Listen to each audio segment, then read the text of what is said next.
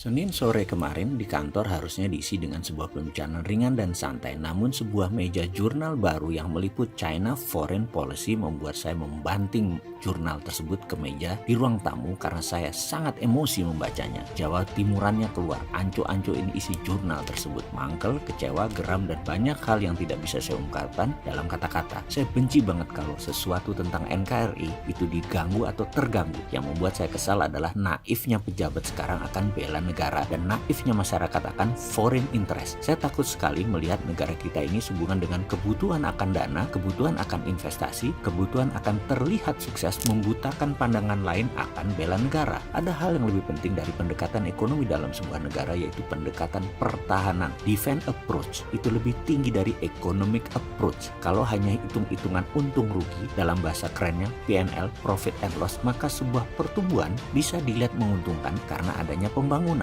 Dalam huruf C atau kapital dalam video sebelum ini tentang total faktor produksi, maka di dalam kapital itu bukan equity saja unsurnya yang disebut kapital, tapi debt atau hutang adalah kapital juga. Kapital ini bicara hutang dalam ilmu makroekonomi berbeda dengan bicara hutang di balance sheet mikro atau perusahaan ekonomi. Ini sering dalam sindiran saya dalam kabinet yang menterinya banyak dari orang korporasi, orang mikro, ditugaskan mengelola makro. Ya begini, iya, karena dalam jangka panjangnya pasti akan membuat masalah. Semua kebijakan yang bergantung pada BUMN akan menimbulkan masalah di kemudian hari. Bahkan dalam jangka menengah sudah kerasa. Peristiwa BUMN akan digadai seperti zaman reformasi, pasti terulang lagi. Karena itu saya sarankan sebelum terjungkal, BUMN diswastakan dengan IPO semuanya. Tinggalkan 5-7 perusahaan yang vital dijadikan holding. Yang 120 perusahaan BUMN dengan anak usahanya sampai 700-an itu jual ke swasta nasional. Mengapa saya nyolot? Karena resesi itu sebuah kepastian karena kebijakan BUMNisasi ala Rizzo kemarin. Kan sahabat semua sudah tahu, saya kencang sekali mengingatkan masalah BUMNisasi ini sejak awal akan menimbulkan resesi. Bener kan? Kalau mementing majalah ke meja, itu segera akan saya lanjutkan sebentar lagi. Bener deh, ada sebuah tindakan yang dikerjakan dengan terang-terangan akan mencaplok Indonesia.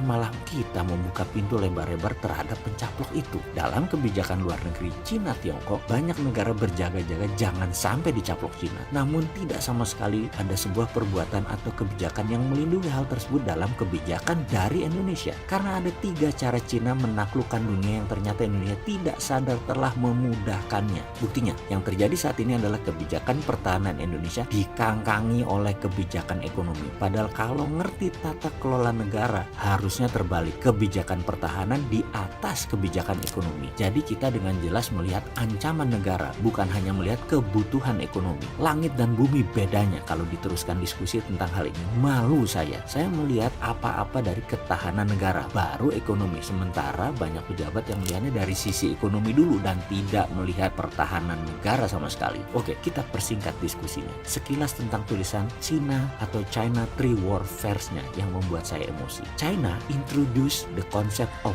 public opinion warfare, psychological warfare, and legal warfare. When it revised the political work guidelines of the People Liberation Army. Three warfare concept has become a proxy for understanding Beijing influence operation or explaining Chinese hybrid warfare. Those are Beijing effort to shape foreign country perception. Creating political power is precisely what the three warfare are intended to do. The first of the three warfare, media or public opinion warfare. China attempt to shape public opinion both domestically and internationally. The second warfare attempt to influence foreign decision maker and how they approach China policy. The third seek to shape legal context for China action, including building the legal justification for Beijing action and using domestic law to signal Chinese intention. It's called China Legal